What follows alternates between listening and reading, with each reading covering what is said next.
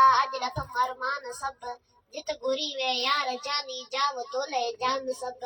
तो मथा सिर गोरियां गर गोरियां गुल गोरियां तो मथा गोरण मथे में आहे मूले मान सब ना है मुंह तुई जो बट को मुल्क सारे में मुदाम सिद्क बर तारा कतू तो ता कया कुर्बान सब शेर आमद जो अची आखिर कुनो इन गाल ते मस्त अंजियन इश्क में आलम परियो इंसान सब शान बिस्मिल्लाह बरकत बाग है मुस्तान सिंध अंब आमा आम बा अंबार में अरजान सिंध चागणे गाए सगे अल्लाह जाए शान सिंध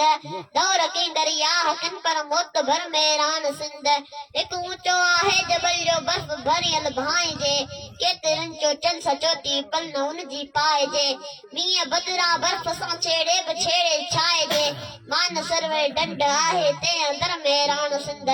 ते मजा टोड़े तिकर पोथो लहे लद्दाख में पोए गिलगित में गड़े कश्मीर काबुल शाख में पंज नदवच पंज बियूं गर्जन नदियूं मुस्ताफ में ते मजा भर दियो भरे तो बाग बन मेरान सिंध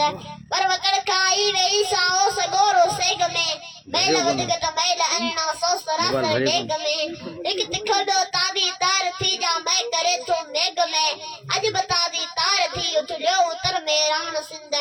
कसो नहीं गिरदा बजा आहिन समय ना हिन समय पार कर खंबात दीबल सब संदस बंदर चवा बंद टोड़े हंद बोड़े रंद जोड़े थोनवा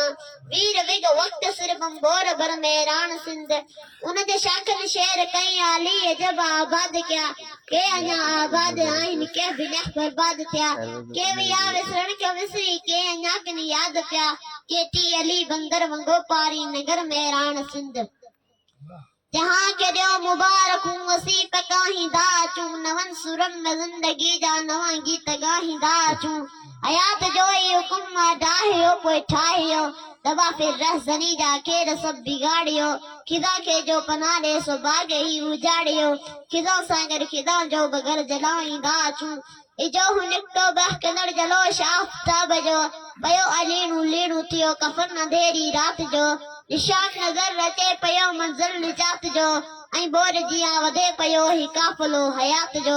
कयामतन पुठियां उथारींदा अचूं जो सिज आसमान ते उस ज़मीन ते जगमगाईंदो ऐं चंड बि लही अचे ऐं कदम ते सिर जगाईंदो दहशत जन्नतन जो ख़वाब नेठ लहारींदो बहार नेठ मुरकंदो ऐं हुस्न गीत ॻाईंदो ॾिसो त आसमान खे अॼु ज़मीन ते हिलाईंदा